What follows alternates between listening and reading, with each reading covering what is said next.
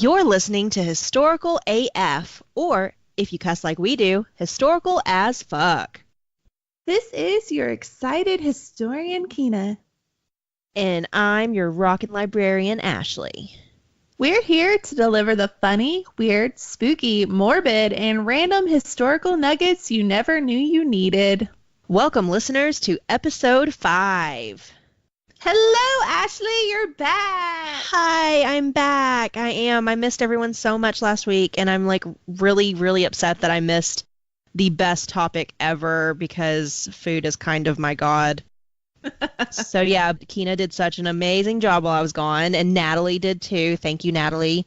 I'm sure she will be back and hanging out with us at some point. But yeah, so I'm back. Huge thank you to Natalie. It's very nice of her to let me be like, hey, I need you to do this last minute, blah, blah, blah. And then she did it. She came in clutch. We really appreciate it. So this week we are talking about Egypt, and we're both super pumped about it. Oh my God, I'm so excited. You can't see me, but I have covered my desk in Egyptian artifacts that I've had since I was a tiny human.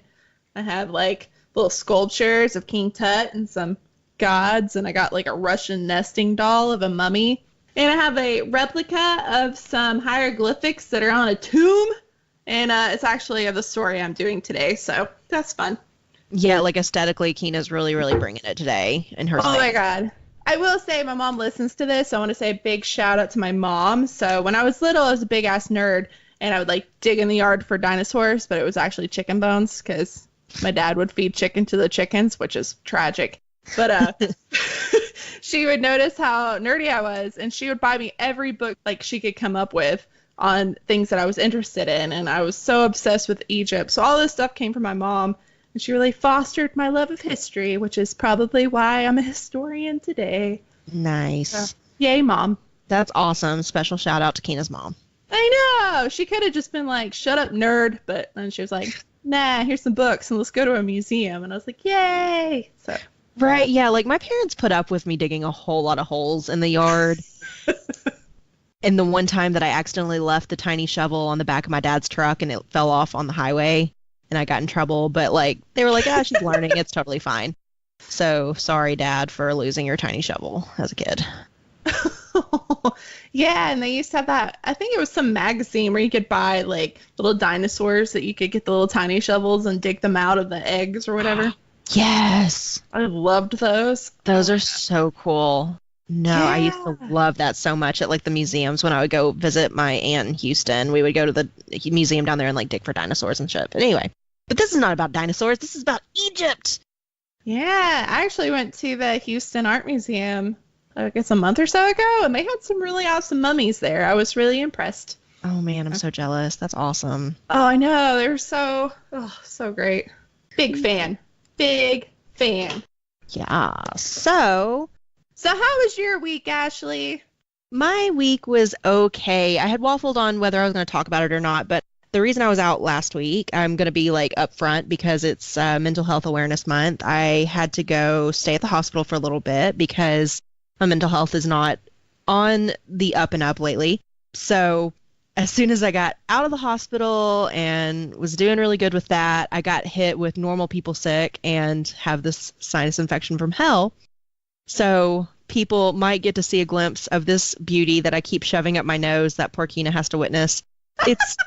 It's a vaporizer nose plug thingy that you stick up your nose and inhale, and it helps like clear the shit out of your face. Kind of looks like a tampon. It definitely looks like a tampon. It looks like a tampon, or like those weird, remember when we were little, the like candy lipsticks? Oh yeah. That's what it reminds me of. I'm just going to randomly sniff that. So yeah, so I've just been like chilling like a villain and trying to like catch up on what I missed while I was out.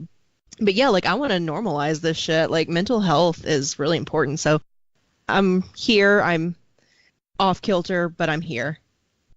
There is such a stigma against it, and I think that if more people did talk about it more, like I make it a point that when I talk about stuff, I try not to make it like it's a thing, because you know, you'll hear me say like, oh, my anxiety, like I have legit clinical anxiety. So I try to say it. I don't want to make a joke of it, but it's part of me. My Yeah, anxiety is part of why I'm such a hard worker, and my OCD is partly why I'm such a good like note taker, and why I'm so organized. So it's a part of me, and let's cut the stigma here. This is a right. safe place. So I have like official diagnosis of depression, anxiety, and PTSD, and then conflicting diagnosis of bipolar 2 disorder.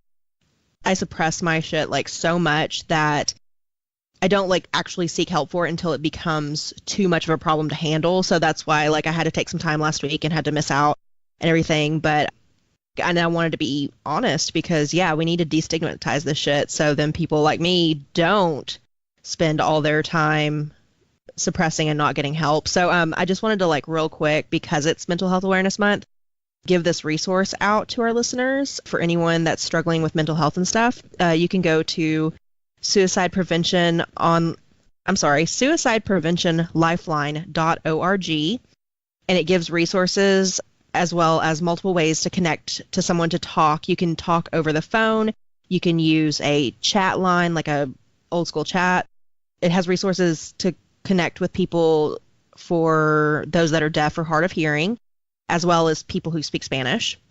And then they also have a lot of like case specific links of help and counseling and all that for people who are under 18 or LGBTQIA plus or veterans or have, grieving, that kind of thing. So I just want to like spread that around and tell people that it's totally cool to take care of yourself. Absolutely. So yes, but now I am back and ready to hit the ground hobbling at least. Yeah, no, it's a really good thing. I always tell people you wouldn't tell a diabetic not to take insulin, so you shouldn't tell somebody that has a mental illness to not do what they need to do to make that better too. It's just the same as a physical ailment. We all have to take care of ourselves, and if you are finding yourself where you need some help, there are resources out there, and you can even email us and we will point you in other directions if you need that. So yes, we can do listener advisory as well as teaching about stuff. If you are having trouble finding resources, we can absolutely help you. So yeah, so now I'm just dealing with my sinus stuff, and that's fun, but I'm super pumped to be home with my doggy and napping as much as possible. Yeah. Oh, puppies. Yesterday I had kind of a meltdown because my dog had a bump between his toes. Like, it's more than a bump. It was like a festering boil, and I panicked, being like, oh God, he's gonna die. But he's fine now. He's asleep next to me. I've had to, put Neosporin on it. No, not Neosporin. It's funny. I used to work at PetSmart. Don't sue me, PetSmart. But they were like, don't release the secrets of the PetSmart care specialist. But the secret was just Neosporin and Pedialyte. So, yeah, there you go. So here's all of the secrets of PetSmart. I might cut that. That's totally fine. That's totally fine. It was funny because they're like, you can't ever divulge our secrets. And I'm like, it's basically Neosporin. And they'd give doxycycline, which is like human stuff. I'm like, this isn't a secret. Yeah, that's good to know, though. But yeah, so Kyna, how was your week besides Ruger's Paw? Oh, it's been very good. I have gotten into gardening, and I bought a bunch of houseplants because apparently when you turn 30, you get houseplants and chickens and a lot of other boring things that are very exciting to me. So I bought a bunch of plants that are supposed to take all the pollen out of the air because I'm dying. Texas has a lot of pollen. Yeah. I'm actually like really jealous of your houseplants. I don't know if it's like a dog mom thing, like, or a childless thing, but like I just want all the plants. Like I have basil I'm growing in the window right now, and every day I'm like talking to it and spraying it with my little water bottle, and I'm just like, hello, baby basil, good morning. And yeah, it's gotten weird. I almost killed one already. I was like, it needs more sun, and then I fried it, so now I'm trying to bring it back to life. So. Yeah, I did that with a plant someone gave me at a funeral. Also, side note, can we stop giving people plants at funerals? Oh my God, I know. When my dad passed away, I kept on getting peace lilies, and I'm like, I have a cat. She'll eat it and die. Yes. Like, the one I got is like a fucking pine tree. Like, it's literally I didn't even know what it was. I had to put it on Facebook and be like, people who know plants, the fuck is this?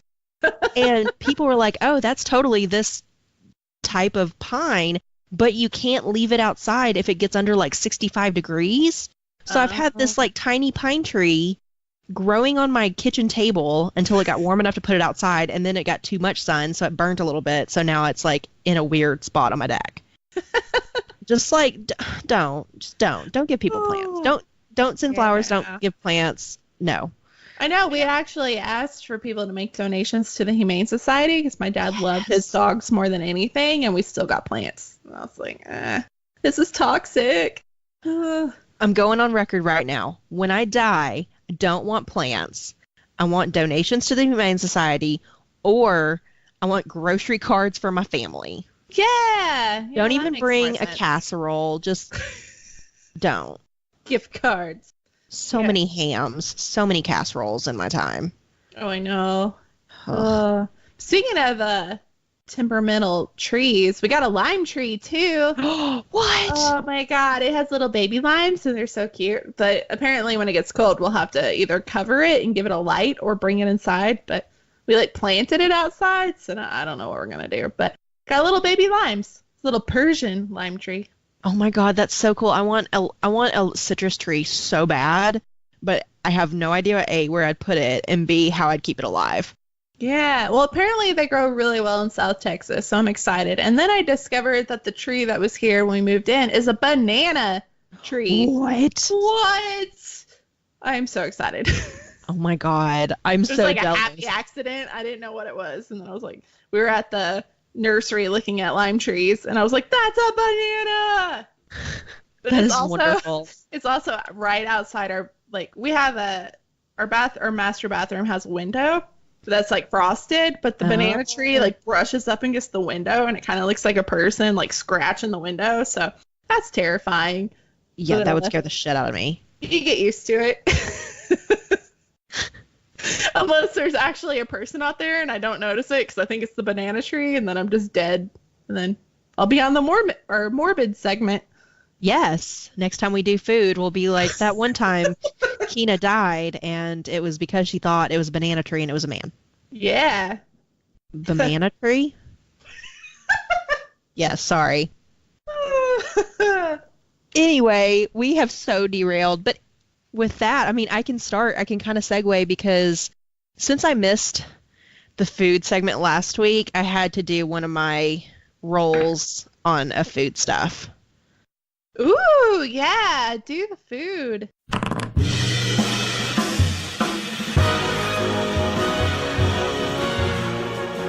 Okay, so mine are kind of short this week because I'm under the influence of so many medications right now trying to get rid of this cold stuff. So, Shocker, mine are not. but hey, it's a balance. I But like yes. research too much. Yeah, I do too, but I just like brain fog. It was just not working. So, okay, so the first role I had was historical AF.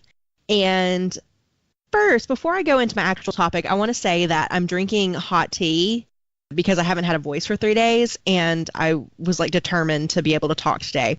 And I put honey in it, and I was like, ooh, look at me tying it back to Egypt in my drink, because honey was found in the pharaoh's tombs, and that's how they found out that honey doesn't go bad, Ooh. because it was in there for like thousands of years and it was still edible. And last week you and Natalie talked about, who was the guy who like looked at the cocoa beans and was like, I'm going to eat the middle of that. It's delicious. Yeah. And so like, I want to know who walked into like a pharaoh's tomb and was like looking at mummified cats and like a dead body in muslin, and then was like, hey, there's this jar of honey. I happen to have some tea. Like, I don't know. I have this whole scenario in my head. I may have overthought it for like the last 4 days. So, so I've got the honey. I had to tie it back, but I really loved it. So for my historical AF, I just want to talk a little bit about Egypt's national dish. Ooh. It is called koshari, Koshari. It's got several different spellings, but that's the like across the board, the one that people go with. And it is served everywhere. Restaurants, people do it at home. They serve it in like street vendor carts and stuff like that. And like I found this really fascinating. I got my notes a little out of order, but I found this fascinating, what is it called? Review. There we go. That's a word. Review. Words are hard. From someone on a travel site that said, her name was Hiba Fatin Bazari. And she said, as the Kashari man scoops, he knocks his metal spoon against the sides of the bowl, making the Kashari symphony that you won't hear anywhere else. When the Kashari man prepares an order of more than 4, the restaurant fills with sounds as if it was a rehearsal for a concert. The restaurants of Kashari are very noisy. One sits to eat while the Kashari man practices his drums in your ears. Ooh. So, like, there's a whole experience with making this. So, very poetic. I know, it's, like, very pretty. I very much appreciate what that person wrote. So, what goes into Kashari? It's a little weird to me. This is one of those dishes that I think I would like to try, but I would never have looked at that stuff sitting in my cabinet and thrown it together. So Kashari mixes lentils, macaroni noodles, and rice into a single dish. Huh.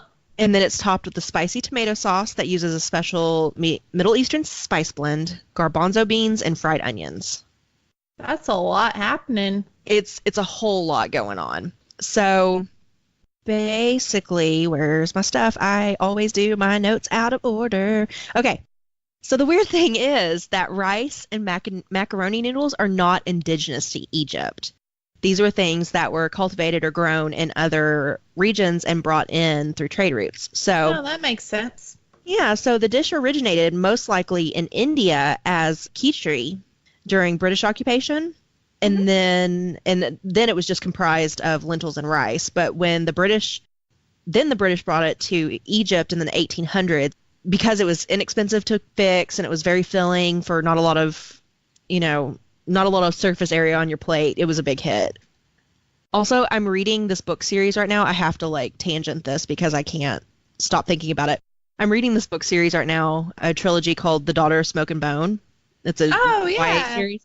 And reading the khichdi, it makes me think of a lot of the names of the characters like Kismet and Karu and Kaz and all that. Anyway, so I keep going back. You can tell we're all like YA librarians here.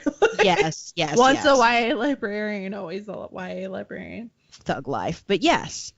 So what goes into Kashiri specifically? I'm going to just kind of break it down. I'm not going to like tell you exact measurements, but the thing that's like the crowning achievement of this dish is the flavorful, spicy tomato sauce. And it's made with a special spice blend that's called baharat, which is Arabic for spice. Oh. It's an all-purpose spice blend that is used in Middle Eastern cuisine. I had never heard of it. So I looked up what goes into it, and it typically contains black peppercorns, cumin seeds, coriander seeds, whole cloves, cardamom seeds, paprika, cinnamon, and nutmeg. Ooh, I have all of that in my spice cabinet right now. Yeah, so, oh my gosh, so you do this whole thing, like you toast stuff and grind it down, and then you put it in your tomato sauce to simmer, and then you get your rice and lentils and macaroni noodles and mix all that together, then put a scoop of the sauce on top of it, and then do garbanzo beans, and then all of this has been prepared, and then you do crispy fried onions, like onion strings on top. Ooh. So, like, I feel like it's something that I would eat because I wanted a weird experience, but then I would love it so much I would eat too much and then never eat it again because I was miserable. We have a saying in the Stiles household that if you don't eat and hate yourself, then you haven't eaten enough. So, real talk, we have such good relationships with food around here. Yeah, you don't stop when you're full, you stop when you're miserable. Yeah. Yep. That's pretty much how I live life. But yeah, so that's all I've really got for the national dish, but it sounds delicious. And like, I know Kyna, you like to, like, Zeke gives you a word and you make a dinner around it. Uh-huh. You need to like throw a curveball and make him some kashari, and I kind of want to make it too. I should. Yeah, that's the thing that we do. He'll say something like last weekend he said pineapple. what did I make that day? I've already Wasn't it forgot. like Polynesian food from Oh, Moana? yeah. So my husband yelled Polynesian, and then I made a whole dish of Polynesian food, and then I made drinks that were in pineapples. But all the recipes were actually from Disney World because we really like Disney. That's so cool. I need to I start doing miss stuff it. like that. Oh my gosh. Oh my God. So yeah, we eloped, and then we spent all the money we would have spent on a wedding to go to Disney World for a honeymoon. I'm so And it was the best food of my life and the best drinks, and you can drink in every theme park. So it's like the best adult Disney experience. So if you think it's just for kids, it is not, and you should do adult Disney. Oh man, I want to do that so bad. I want to take like a girls trip and go to Disney World. Like my mom did it and had so much fun with her friends, and I was so jealous. Like every day I'd call, I'd be like, "What'd you do today? Tell me all about it." But yeah, like it looked so cool. We went to Vegas for our honeymoon, which also had delicious food, but there were no rides. So well, there were, but I wasn't about to do some of those rickety rides. So sorry, Vegas. Oh man.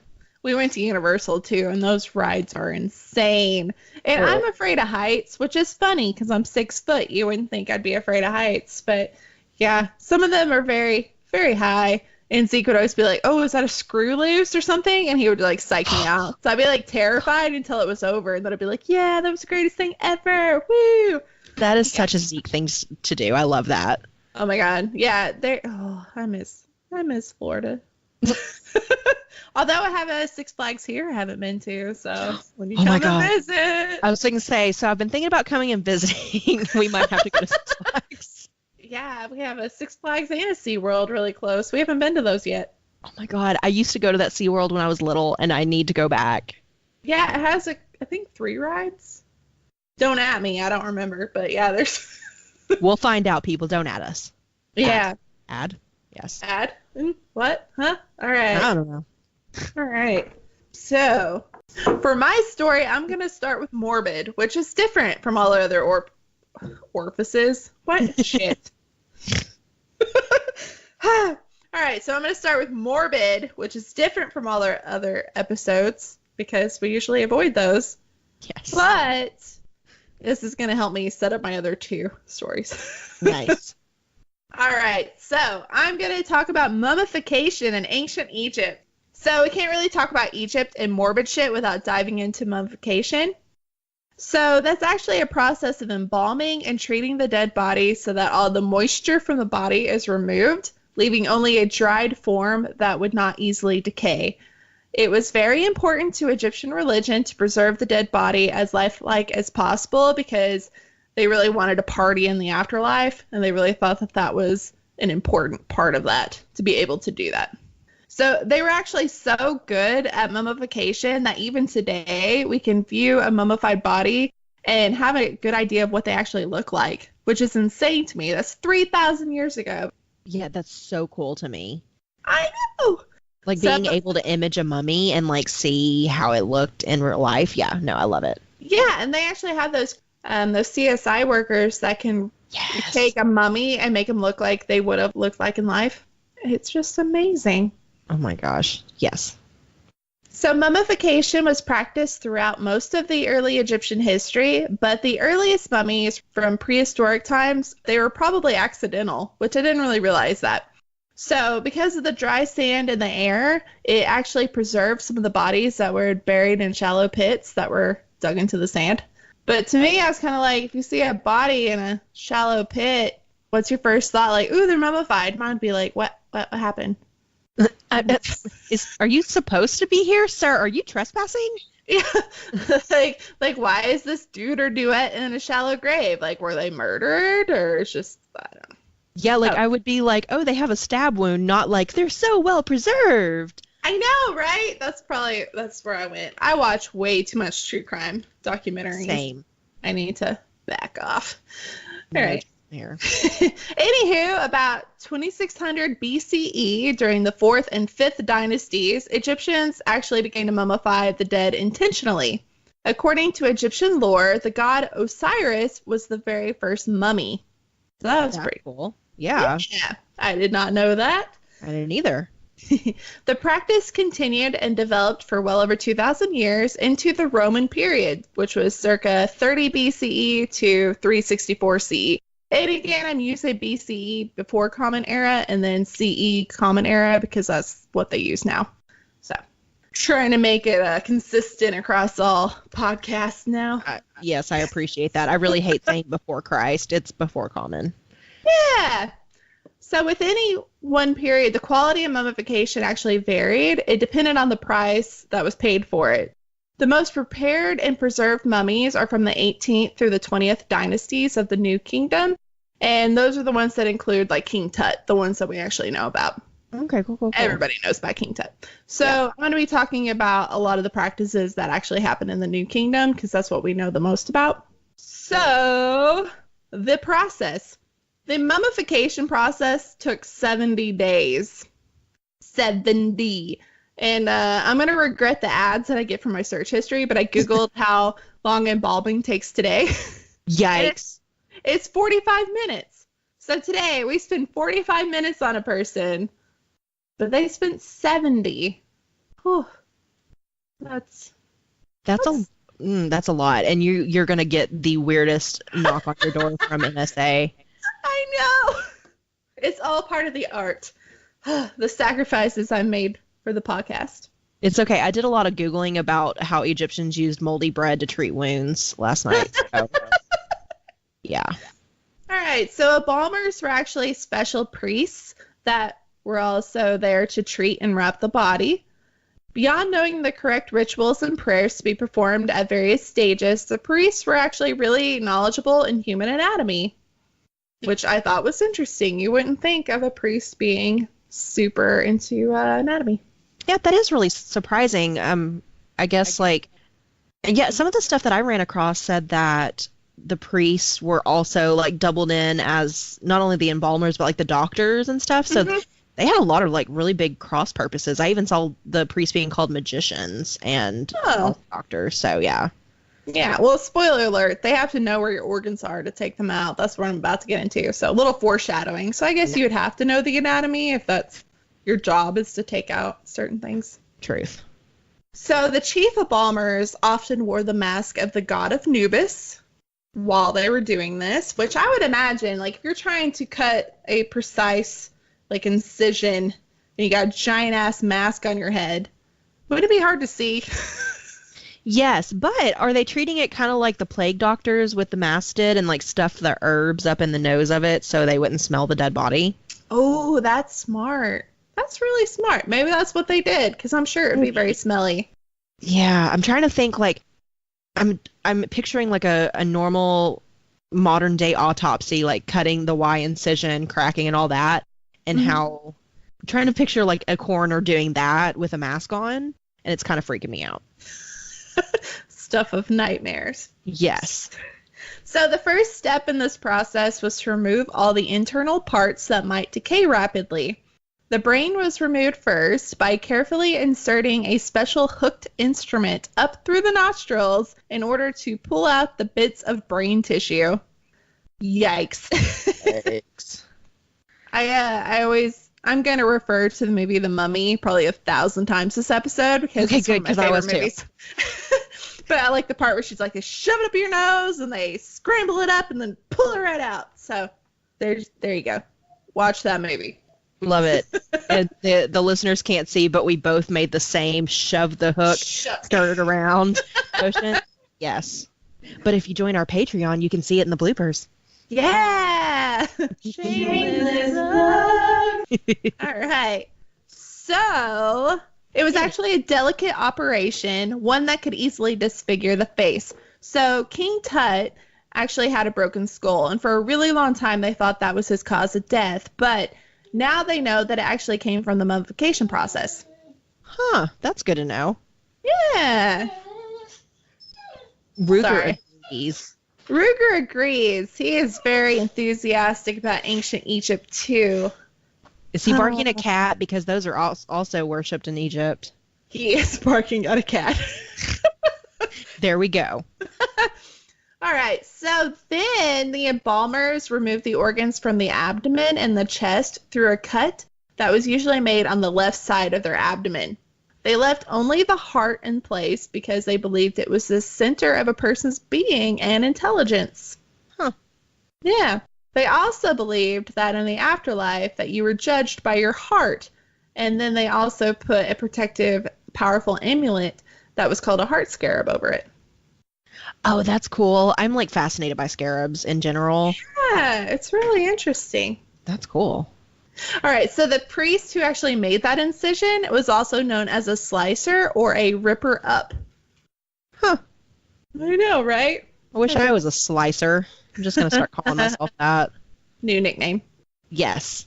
The other organs were preserved separately, with the stomach, liver, lungs, and intestines placed in several boxes or jars that we call canopic jars today. The canopic jars were actually buried with the mummy, and in later mummies, the organs were treated, wrapped, and replaced within the body. Even so, the unused canopic jars continue to be part of the burial ritual. So if you've seen the mummy, I wasn't lying, I'm going to bring this up. The canopic jars are what if you touch them, the mummy would like suck out your essence. Yes. In a sandstorm. Yes. Yeah. I have an addiction to that movie. It's really sad. Oh my God, I know. And it has a really dear place to me because my dad passed away in 2011. And when he was in the hospital, he had, I think, 4 pulmonary embolisms. So he's in the hospital and they're treating him for that. But he was really doped up. He kept on quoting the movie, like, because I'm a librarian. And they were like, what are you talking about? And he's like, the movie, The Mummy. And they're like, we don't understand. And then I showed up and they were like, what do you do for a living? I was like, oh, I'm a librarian. They're like, okay, this makes a lot of sense. Because she's a librarian. Yeah. That's wonderful. No, I definitely want to be, like, you want to be Indiana Jones. I want to be Evie from The Mummy. Mm-hmm. Like, I'm a librarian, and, like, she's gorgeous and has moxie, and I love it. So, yes. I love it. And it really holds, even though it's an older movie now, still as good as it was when I first saw it. For real. And also, I just have, like, an ungodly crush on Brendan Fraser, so. Yes, absolutely. And that is peak Brendan Fraser. 1000%. Oh, my God. Although in my research, when I was looking around for different topics for my notes, we talked about a lot of the characters in The Mummy, they have the names of people who actually existed in history, but they're completely different than the actual people. Oh, absolutely. I'm going to talk about one of them. Okay, cool. Yeah, they have absolutely nothing to do with the movie. Okay, yeah. So anyway. Really cool names. That's probably why they picked them. Yes. Yeah, all right. So next, the embalmers removed all the moisture from the body. They did, yeah, right. They did this by covering the body with natron, which is a type of salt, and it has really great drying properties. And then they placed additional natron packets inside the body. When the body had dried out completely, the embalmers removed the internal packet and then lightly washed the natron off the body. So it's like sticking those silica packets in your gym bag. Yeah! Just like a very morbid version of that. Yes, very fucked up version, yes. Yeah! So the result was a very dried out but recognizable human form, which I mentioned before, it was a really big deal for them to be recognizable because they were really prepping the body for the afterlife. That's awesome. To make the mummy seem even more lifelike, sunken areas of the body were filled out with linen and other materials, and false eyes were added. And if you listen to our last podcast, you will know that some of those things that were shoved in the dead bodies was onions. Yes, that blew me away. I never knew that. Why? I mean, I know y'all talked about why, but why? Yeah, Ramses had them in his eyeballs, so those would be his false eyes, and then they had them in other areas, like their chest cavity and thorax. Yeah, onions were a big deal. So if you want to know more about onions throughout history, listen to our last episode. Yes. And then if you want to look at onions in an important literary book, read Holes. Oh, yeah. That's one of my favorite books. I'm sorry. I kept thinking about it the whole time I was listening to y'all. But yeah, so anywho. All right, so next they began wrapping. Each mummy needed hundreds of yards of linen. They needed hundreds of yards of linen. So the linen on one mummy from the 11th dynasty measured 9,095 feet, which is enough linen to cover 3 tennis courts. Wow. That's a really weird unit of measurement, but I like it. I know.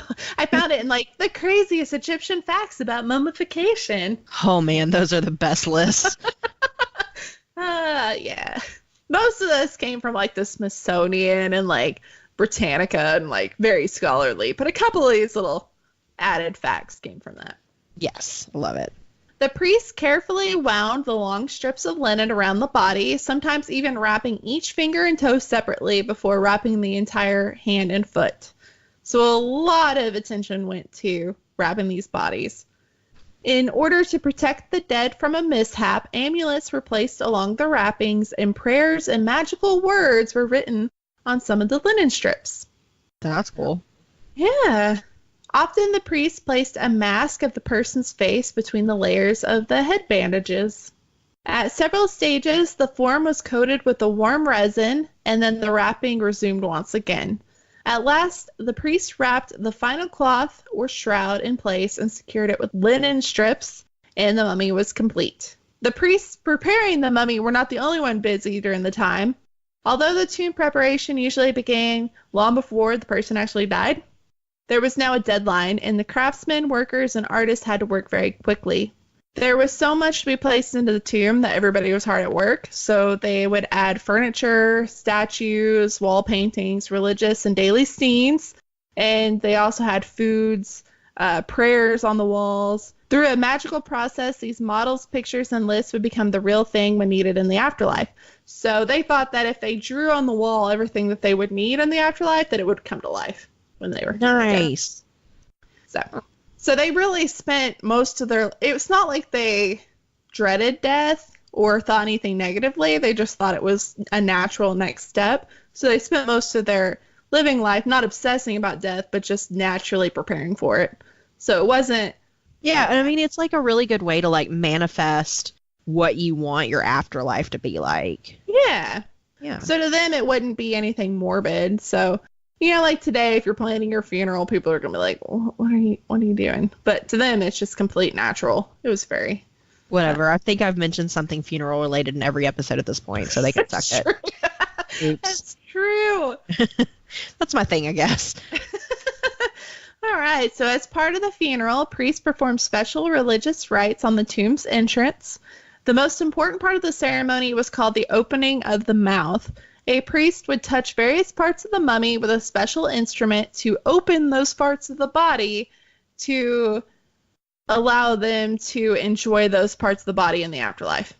So by touching the instrument to the mouth, the dead person could now speak and eat in the afterlife. Does that make sense? Oh, okay. So it's like a head, shoulders, knees, and toes, eyes, and ears, mouth, and nose situation. Yeah, that way you could use everything. So okay, cool. So now he's ready for his journey in the afterlife. The mummy was placed in his coffin or coffins in the burial chamber, and the entrance was sealed up. Such elaborate burial practices might suggest that the Egyptians were preoccupied with the thoughts of death. On the contrary, they began early to make plans for their death because of their great love of life. So pretty much what I just said. Nice. They could think of no life better than the present, and they wanted to be sure that it would continue in their afterlife. So they're just like, I'm digging life. I want to make sure this keeps going. So it wasn't a morbid thing at all. Party don't stop, man. So why preserve the body? The Egyptians believed that the mummified body was the home of the soul and the spirit. So if the body was destroyed, the spirit might be lost. So the idea of the spirit was complex, involving 3 spirits, actually. It's called the Ka, the Ba, and the Ak. The Ka, a double of the person, would remain in the tomb and needed the offerings and objects that were in the tomb. The Ba, or the soul, was free to fly out of the tomb and return to it at any time. And it was the Ak that was translated as spirit that traveled through the underworld to the final judgment in the entrance of the afterlife. So to the Egyptian, all 3 were essential. Huh. So yeah, that would make preparation make even more sense. Yeah. To make sure that those 3 parts of you are where they need to go. Exactly. So for the Ka, they needed to make sure everything was in the tomb that could possibly ever needed. And then for the Uk, they needed to make sure the body was preserved so that it could actually make it to judgment and then to the afterlife. That is awesome. And then the Ba is probably just your ghost. It could travel wherever, do whatever the fuck it wanted. Hell yeah. Churros. So who was mummified? Not everybody. After death, the pharaohs of Egypt were usually mummified and buried in elaborate tombs. Members of nobility and officials were often received in the same treatment, and occasionally some common people, but the process was very expensive, so if you couldn't afford it, you didn't get it. Which is not unlike today, because funerals are expensive even today. So if you think about your grand ass funeral, it's based on money and your importance. And then if you're poor as shit, then you're getting cremated in a Walmart bag. You get the pit. Yeah. I think my dad, when he passed away, he knew he was dying, so he was making all his funeral plans, and he's like, I basically just got a Walmart bag and a cardboard box. We're good. It's like, oh dear God. Gallows humor. I love it and hate it at the same time. Yeah, but it's really not that far from the truth. It's just basically a cardboard box with a scoop you up in a Walmart bag. For real. I mean, at least it's all contained, so that's good. That's true. So, for religious reasons, some of the animals were also mummified. These sacred bulls from the early dynasties had their own cemetery. Baboons, cats, birds, and crocodiles, which had great religious significance, were often mummified, especially in the later dynasties. Huh. And I saw somewhere that the most mummies are actually cats. Yes, I looked up artifacts that were shown in Egyptian artifacts in museums around the world, and the majority of them were cats, which just look like little tubes with ears. Yeah. They're like burritos. It's weird. It's true. I think every museum I've ever been to has had a mummified cat that has mummies. Yeah, that makes a lot of sense to me too. I hope they died of natural causes. Oh, me too. Oh. All right. So in ancient Egypt, a goddess named Mera Seger, I didn't look that up. Sorry. She would take the form of a cobra and was said to protect the Valley of the Kings. According to legend, she would blind and poison any robbers that tampered with tombs. I don't think that really worked out considering how many grave robbers there were, but it's a nice thought. Mm. King Tut, who we're going to talk about in a little bit, he is actually the only royal mummy discovered that was intact. So most of them were robbed before archaeology was a thing. That makes sense, especially since, they were so opulent. Of course they got their shit stolen. Oh, absolutely. But if you were a tomb raider and you got caught, it wasn't good. Do you lose your hands? I hope they lose their hands. No, they would have the soles of their feet beaten. Yikes. And then be publicly impaled by a wooden stick. That's so much worse. Yeah. Yes, it is. Fine, impale me. Don't beat my feet first. All right, and then I'm going to end on something just horrible. All right, So later, medicinal preparations made from the powdered mummies became popular between the 12th and the 17th century. So during that time, mummies were disentombed and burned to meet the demand for this mummy medicine. So not only were these tombs robbed, during this time, people thought that they were medicine and needed them, so a lot of them were just tragically destroyed. I hope their fire smelled like onions. And then Europeans actually wanted to boil the mummy and then use the oil to treat bruising, stomach aches, and other ailments. Okay. So that really hurts my heart to think of how many people were just desecrated to eat this. There's so many wives of pharaohs that they say, oh, their tomb might be somewhere, but we haven't found it, and it very well could be because there is no tomb anymore because they were treated this way. Oh, absolutely. And then according to folklore, if you disturbed a mummy's tomb, it led to your death. But obviously, since they boiled and burned mummies, that didn't really work. They should have been cursed if they were about to desecrate human remains. For real, like, I get wanting to study shit, but like, don't steal people's stuff. Yeah. And, Carter discovered King Tut, and then whenever he opened the tomb, people were very superstitious about it because of the curse. And a couple of people actually died from unnatural causes, so the story was sensationalized by the media. So the idea of the curse of Tut's tomb is pretty out there, but it was probably you open a tomb that had a bunch of bacteria in it that hadn't seen the light of day in 3,000 years. That's probably more like it. Yeah, and I know like one of the guys, I can't remember which one, but he was killed by like his wife, like stabbed or shot. Like King Tut didn't do that to you. Yeah, I think somebody got bit by cobra, but you're in the middle of the desert in Egypt. I would expect no less. If I was in Egypt, I'd be looking for cobras everywhere. Oh, yeah. No, I look for cobras in my own bedroom because anxiety. So, like, if I ever go to Egypt, someone's just going to have to carry me on their shoulders the entire time. Oh, unless cobras absolutely. can fly. Yeah. I'll be Googling that as soon as we're done recording. All right. So that is that on Morbid. Cool. Okay, so I rolled Spooky AF, and I'm going to do a little bit different than we normally do. So I am going to talk just a little bit about the best known ghost story from ancient Egypt. Ooh. And then I'm going to read just a little excerpt from it. So it's mostly just known as titled A Ghost Story, but it has also been called Khonsemab and the Ghost. The story dates from the late New Kingdom of Egypt, circa like 1570 to 1069 BCE. Oh, and wow. It's specifically I forgot to look this up, the Ramesside period. Mm-hmm. And that was from like 1186 to 1077 BCE. So, and BCE throws me off because it does the backwards counting thing. So I should have written down how many years that was, but I'm just going to be like, whoa, that was a lot of years, and go with that. So it was printed on pottery that the outside of it was littered with hieroglyphs. And so it was found on the fragments of this pottery called ostraka, but it was found in like fragments. I already said that, the pieces that were scattered. And they finally pieced most of this story together.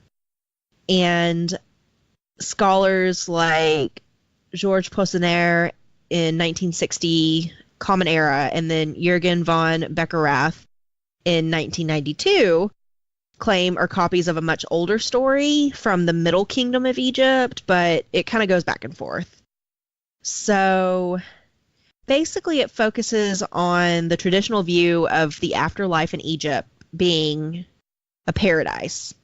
So kind of in line with your story of preparing the tombs and not fearing death and all that. So making sure it's a paradise. And there's several other stories like the Lay of the Harper or a dispute between a man and his soul that kind of deal with this too. But so in the story, Khonsemab reflects this view in his conversation with a ghost. So basically, this high priest of Amun, Khonsemab, and he, like, this person comes to him and is like, hey, there's a restless spirit whose tomb was deteriorated, basically, or, like, just trashed. So Khonsemab goes to... So it's across 4 pots total. And... Hang on, let me go back. So before I get into the story itself, so the ostraka today are housed in museums in Paris, Florence, Vienna, and Turin. And each one relates to another section of the story. Oh, okay, cool. And then the conclusion to the tale hasn't been found yet. Ooh, mystery. And there's a little bit, so it starts abruptly, where Khonsemab sits down next to the spirit, and he cries for him and is like, I'm so sorry that your tomb was desecrated. You know, what can I do for you? And okay, so here's after Kosamab sits down and cries with him, the spirit tells him, when I was alive upon the earth, I was overseer of the treasury of King, wow, I did not look that up, Mentuhotep, and I was lieutenant of the army, having been at the head of men and nigh to the gods. I went to rest in year 14 during the summer months of the king of Upper and Lower Egypt, Mentuhotep.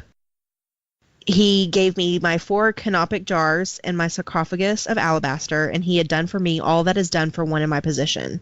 He laid me to rest in the tomb with its shaft of 10 cubits. See, the ground beneath has deteriorated, and dropped away. The wind blows there and seizes the tongue. Now, as for your having promised me, I shall have a sepulchre prepared anew for you. I have it 4 times already, that it will be done in accordance with them. But what am I to make of the promises you have just made to me, so that all these things may succeed in being executed? So this high priest is like, let me fix it. You deserve to have your peace and have your rest. So tell me how to help you, and I will do whatever I can. And the ghost is like, look, I had all this good stuff, but your wishes and promises don't do anything for me now. Like I recently told someone in a personal situation, you can throw blessings in a creek all day, but it doesn't make it a river. Ooh. That's deep. Oh, yeah. I'll tell you that story off air. But anyway, so basically this priest is like, I swear to you that I'll have this done. And the spirit's like, yeah, no, I don't think so. So let's see. And then the high priest says, of what use are the things you would do unless a tree is exposed to sunlight, it does not sprout foliage. Which is like, if you don't have the things you need to grow, then, or to be at peace, then you won't be able to have this home. So the priest sends out these soldiers to find the spirit's tomb. And where in my notes did that go? Okay, so the priest assured him that he would have a new tomb, 5 male servants, 5 maid servants, and they would bring him food and water and offerings daily, but the spirit was still like, nah. So priest sends the men to search for the tomb, and they find it, quote unquote, 25 cubits distance along the King's Causeway at Deir al-Bari, and they return and tell him about it. So he goes and is super pleased with it and the info, and he's like super excited to tell the spirit. So the story so far ends with the line, he returned in the evening to sleep in the knee, and he ... But the rest of the tale is lost, and the knee in the line refers to the necropolis at Thebes. And the story, what's like so cool about it is that it's kind of circular, because it starts with an unknown narrator coming to Konstanab and telling him about the spirit in the necropolis at Thebes. And then it ends with him going back to the necropolis. So some scholars have like basically looked at this as like an elliptical story where he's telling himself in the beginning as the unknown narrator that the spirit is unwell, and like it's this loop where nothing actually ever gets accomplished. But the thought is there, and if they could find that extra pot, maybe they could get the final piece of the puzzle. So it's really cool. Like it's not like super creepy, chills down your spine spooky, but it's like the biggest Hailing Lake ghost story for that area. Ooh, that's really interesting. Yeah, so I really love it, and I really want to like find it and read it in its entirety. I just haven't done that yet. That's really cool. You didn't mention Delabari, which is where Hatshepsut is buried, and I like geeked out a little bit. Oh, that's awesome. She's one of like the most successful female rulers in history of women. Yes, we love our badass women. Are you ready for some weird? Hell yeah. So, what happens when somebody pulls a fast one on the religion of an entire kingdom? A damn mess. Yes. That's what. I'm going to talk about the train wreck and/or / dumpster fire that was the reign of Akhenaten. Awesome. I love Akhenaten. I'm fascinated. And why is this weird, you may ask? Because according to conspiracy theorists, he was an alien. My God. Obviously. Oh my God. I actually watched Ancient Aliens today because of this. I'm so glad you said that because that ties into my next story. Okay, good. All right. So, ancient Egyptian mythology is a complicated beast, and it actually has approximately 2,000 gods, and it's all part of this sophisticated bureaucracy of priests that oversaw the management of the religion across the entire empire. So, as you can imagine, if a dude walks in and decides, we're going to believe in one god now, shit's going to hitteth the fanneth. People were not happy. Thank you for that 10 Things I Hate About You quote, by the way. You're welcome. So, Amenhotep IV was the son of Amenhotep III and his wife T during the 18th dynasty. And I'm going to take a quick historical detour because Queen T is a badass. So, she exerted an enormous amount of influence on the courts of both her husband and her son, and she has been known to communicate directly to rulers of foreign nations, which at this time was unheard of. That is phenomenal. I know. And it's even more phenomenal when you think she wasn't royal. They believe her mother was a servant and her father was just a priest. Huh. What? So she was still living at court and would have had an elevated status, but she was 0% royal. She has been described as intelligent and diligent, and she's the first queen of Egypt to have her name on official acts. Dude. What? That's big. Yes. So T is featured prominently on her husband's monuments and has seen show that she had real power, more so than any queen before her. And her name is even written in a cartouche, which a cartouche is kind of like that, how do you describe it? It's kind of like an oval that has 2 lines and then kind of like a stand underneath it. And that's what signified a king's name. But her name was written in a cartouche. Oh, so, cool. That's a really big deal. She's also depicted in statues as the same height as her husband, which might not sound like much, but any previous statue of a pharaoh, his queen, was considerably shorter than him, and that would show his power and prestige. But in all her statues, she was seen as an equal. Oh, man, I have a new hero. Right? And she was an equal in anything that they did in life, too. So festivals, when they met dignitaries from foreign countries, and even with domestic and foreign policy, she was an equal. She is seen in every inscription, statue, and letter of the couple as their partners in domestic and public life. And scholars actually think that they actually loved each other, which is unheard of too. Yeah, also unheard of, yeah. Yeah. And they weren't related, so that's another thing. What? Also mind blown. I know. And when I was in college, I took an ancient Egypt art history class. And a lot of people think she was Nubian, which is another huge thing, too, that she married an Egyptian pharaoh. And so you should do yourself a favor and Google her because she's just amazing. So. Yeah, I just barely glanced over her last night while I was putting some stuff together. And I didn't know any of this. I'm going to have to go on a deep dive. Yeah, she's just phenomenal. So she ruled with her husband for 38 years until Amenhotep III's death in 1353 BCE. He was 54 and she was only 48. But then she assumed the role of the king's mother, which kind of brings us back to this other guy. So detour over. Nice. So Amenhotep IV was also the husband of the notorious Queen Nefertiti. Huh. And he was the father to both Tutankhamun, who he had with a lesser wife named Kyna, and then he was also the father to Tut's wife, Ankh-Sunamun, which I'm probably saying horribly wrong, and he had her with Nefertiti, who is his chief wife. So a lot of times in these courts, the king had a chief wife, and then he had a bunch of lesser wives, and then he had concubines. So, if that makes any sense. So, it's very incesty, and we'll get into Tut later with his incesty sister wife. Anyway. So, his reign as Imhotep IV lasted only 5 years, and during that time he actually followed the same policies of his father, and he kept with the traditional religions of Egypt.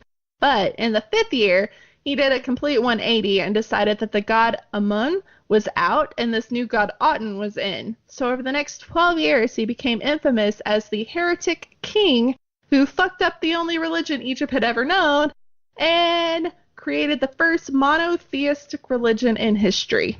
Thanks, guy. Dun dun dun. And then he decided that Thebes wasn't doing it for him, so he moved the seat of power from there to a palace he built in a city that he founded for himself called Akhenaten. Okay. Yeah. So then naturally he changed his name to Akhenaten to match the place he founded, and then I'm going to do that one day, just like start my own city and just be like, fuck you guys. This is my new place. This is my new name. We match. Yes. So his reign is also known as the Amarna period because he moved the capital of Egypt from the traditional site in Thebes to a city he founded, Akhenaten, but then it became known as Amarna, also Tel Amarna. So, fun fact, the Amarna period is the most controversial era in Egyptian history and has been studied, debated, and written about more than any other era. That's cool. Yeah. In hindsight, historians praise Akhenaten's reforms as the first instance of monotheism, which, if you don't know, that just means you believe in one god.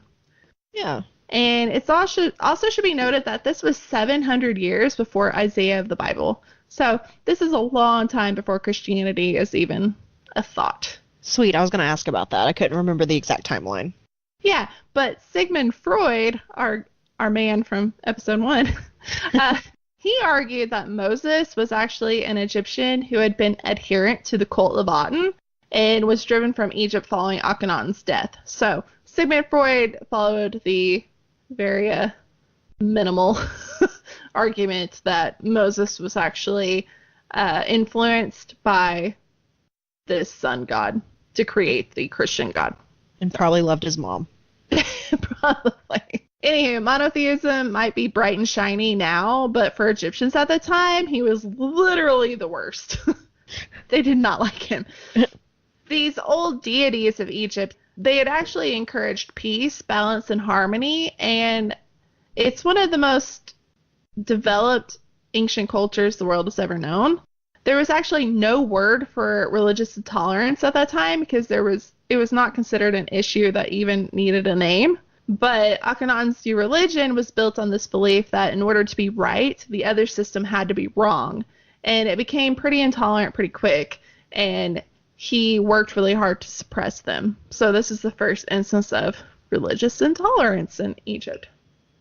The names of the god Amun and other gods were violently chiseled from monuments throughout Egypt. The temples were closed, and old practices were outlawed. Priests of Amun at the time that had the resources actually hid statues and texts from the palace guards that were sent to destroy them. Akhenaten ordained the new priest for his new religion, or he simply forced the priests of Amun to serve his new god.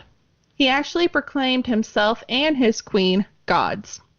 So no one before Akhenaten had actually proclaimed himself an actual god incarnate. As a god, he seems to have felt that the affairs of state were beneath him, and he simply stopped attending all his responsibilities. One of the many unfortunate results of Akhenaten's religious reforms was the neglect of foreign policy, so also not the good. No. Documents and letters of the time show that other nations, especially allies, wrote numerous times asking Egypt for help in various affairs, and most of these requests were ignored or denied by the deified king.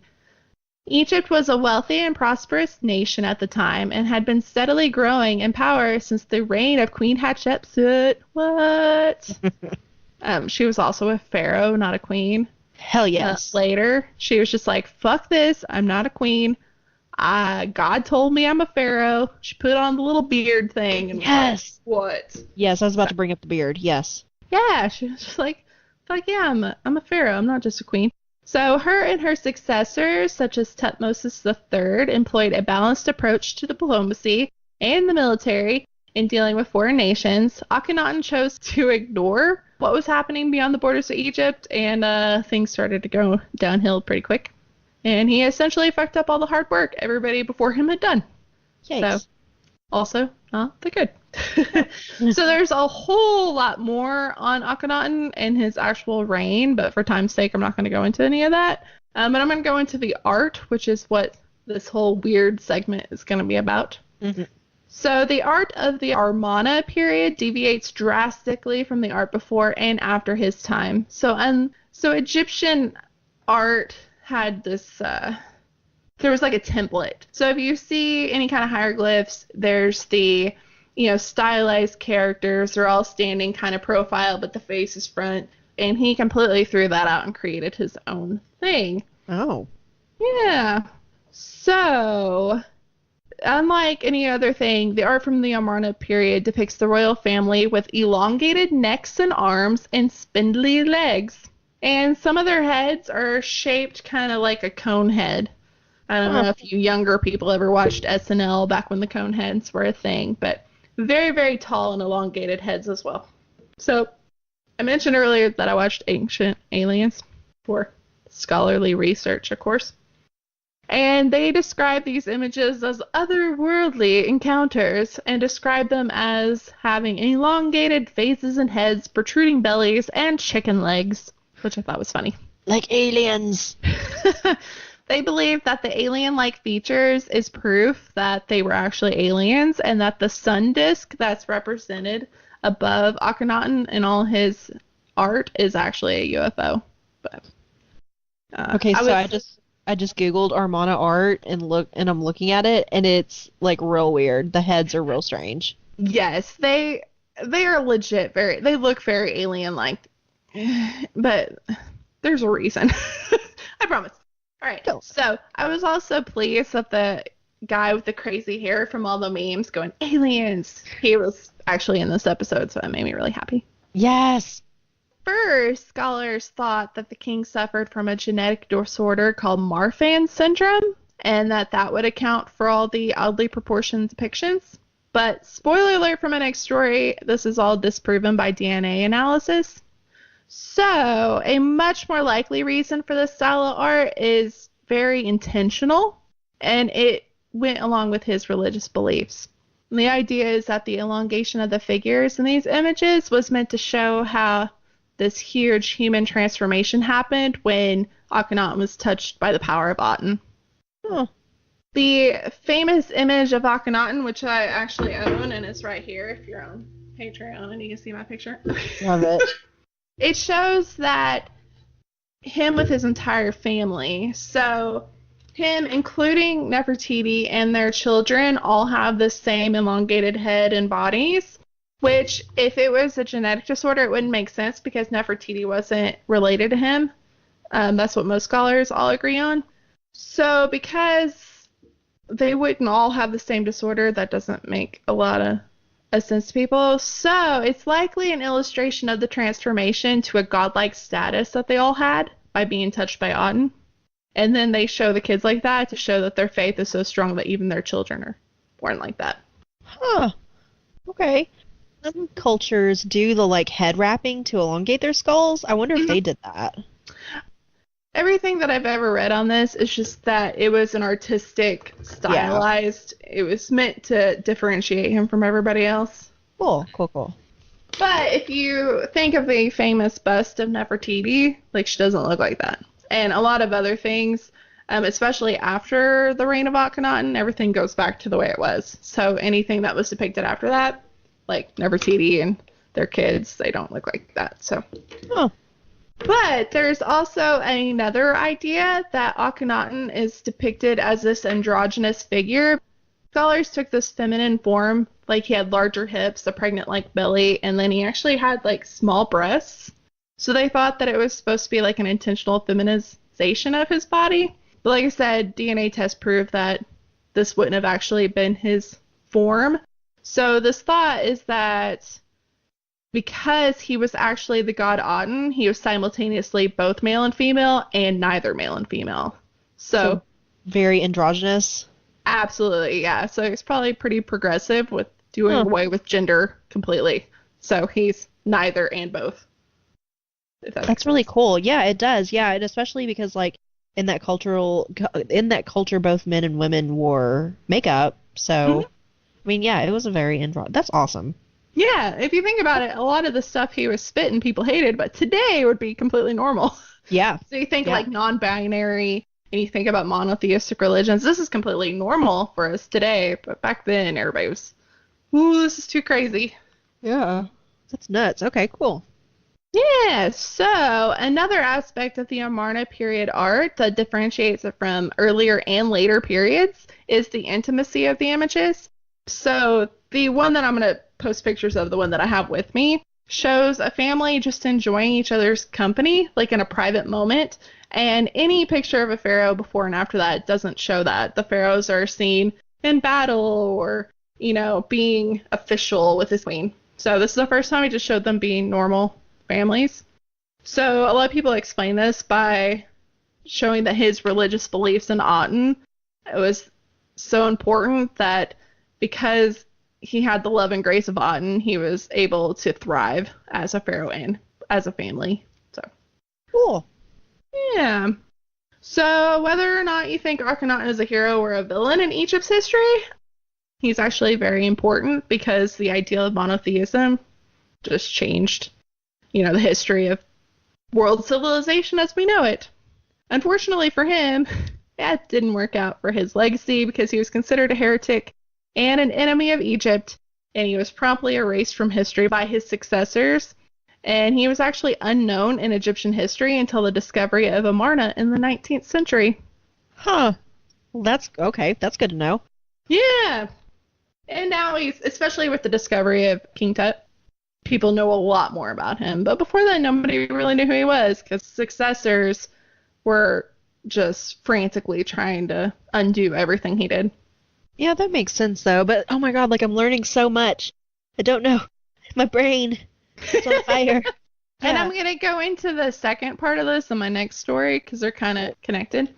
But, yeah, it's very interesting. The art is very... I'll post a lot of pictures on Instagram and Facebook, but yeah, he does look like an alien, but I think it was intentional. He was really trying to distance himself from anything that had ever been happened before. And he was trying to make it a thing, and Egypt's like, we're not making that a thing. So that is beautiful. Yeah, like I went into this thinking of him as the villain of the story, but I kind of think he's a little bit of a hero. Yeah, I think in today's standards, you know, like I said, historians looking back, he paved the way for one god in religion. So he's just way ahead of his time. And I'm not exactly, I mean, nobody knows because it wasn't written down, but, you know, for 5 years, he was doing everything the way it was. And all of a sudden, he's like, nope, we're changing it. Yeah, I could see how that would be a little jarring. Yeah, throw out your gods. We got a new one. Like, it's... walking through the streets with the death cart. Bring out your gods.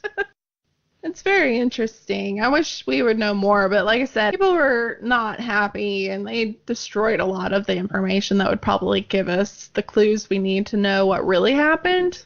And, like why he did that, but yeah, there's a lot of theories at this point. But luckily, because of the DNA testing that I'm going to talk about next, we know that this wasn't a genetic deformity, that this was a choice. He made the choice to look like that. So okay, cool. Yeah, and I like definitely have a question during the DNA portion, but I'm gonna save it. But yeah, I think it's so annoying to me that everybody makes everything to be aliens. Like, if you don't understand something in history, it's obviously aliens, and it just blows my mind. Like, I think people don't realize how important art history is to history. Like, yes. He made a conscious decision to look like that for a reason. It doesn't mean that he was under the influence of extraterrestrials, but it's the same thing as like Mesoamerica. they're like, oh, they weren't intelligent enough to build these pyramids. Oh, it was aliens. Just like, people don't give these people enough credit. Hold on to that energy because we're gonna jump into it in a moment. Yes, aliens. So, should I jump into my funny AF then? Yes. Okay, so I'm gonna go ahead and admit, kind of like when I did the drunk statesman stories, I didn't do like a ton of looking into it. We're just gonna rabble rouse for a second about this topic. Hell yeah. So, Egyptian conspiracy theories. Oh my god. Oh, I've got 3. And I don't have any like specific dates or anything, but we have to scream about these for a second. Okay, so the first one, and I'm like hitting my laptop and shaking my vapor stick because I'm so passionate. But anyway. Okay, so the first theory, the pyramids were built by aliens. Oh my god. Now, I have so many thoughts. Right? So I was like, growing up, I was not a fan of this theory until I saw Ancient Aliens. With the fucking dude with the crazy hair and the hands, and I'm making the hands motion and no one can see me unless you're on Patreon. Shameless plug. Oh my god, so like I sat down and was like, okay, I'm gonna watch this cuckoo guy for like a minute. It was like an hour and a half episode and I was sucked in. So here's the like, all right, so a lot of the like hieroglyphs and stuff and the pottery and sculptures are of winged crafts, like helicopters or spaceships or airplanes, that kind of thing. So of course, conspiracy theorists say that, oh, that's because aliens came down from the sky and built the pyramids. Joke's on them, because it was probably the slaves hauling all this stuff, because it's always the slaves hauling all this stuff and building this piece by piece. But yeah, and that's a whole other thing that gets me. Like, a lot of hieroglyphs about the building of the pyramids shows slaves pulling the blocks on wood and people with pots pouring something onto the ground in front of it. And some of the historical things I've seen were like, oh, they were doing that because they were anointing the ground. No, they were literally wetting the sand so it was easier to move the stones. Mm-hmm. So it's, I don't know. I have a whole, it's kind of like my whole Christopher Columbus is an asshole thing. Like, it's just like with the Moai. It's never fucking aliens. People are capable of doing these. Just because you think they're primitive and all that doesn't mean that they're a thing. So I actually like typed something up and then completely went off. But anyway. I mean, also, if you think about it, they believed in a lot of gods that flew, so it makes sense that they're depicting probably something as part of their mythology and not depicting aliens. Yes, and, like, what gets me is Egypt, through this, like, mass quantity of dynasties, kind of paved the way in a lot of areas like writing and mathematics and language and surgery and medicine. Like I said earlier, I Googled for 30 minutes how they used to use moldy bread to treat wounds. And like that ended up leading to the discovery of penicillin. Oh, absolutely. So like it's so fascinating. Yeah. So you're telling me that people who were smart enough to do this couldn't figure out how to build a fucking pyramid without an alien stepping in? Yeah, and these pyramids were just geometrically perfect, and they aligned with astronomy. Yes, they aligned with the stars. Belt. Yeah. These people are just smarter than us. We don't need to yell aliens every time we feel dumb compared to Yeah, and I mean, because, you have all the, like, Greek astronomers and stuff, and the Greeks came into Egypt and married in, and, like, it's not outside the realm of possibility. There's also a conspiracy theory I saw that I'm not going to talk about in depth, but that cocaine was found with one mummy, and it was dated before the first documented time that an Egyptian traveled to the Americas. So, yeah, it's a whole thing. So they were like, oh, so aliens must have brought them cocaine. I don't know. It's weird. That is such a random thing that the aliens would bring you. It's weird. So, yeah, so, like, these theorists think that aliens just like casually swooped in, dropped something random on Earth, and then were like, Audi 5000, like, I'm out.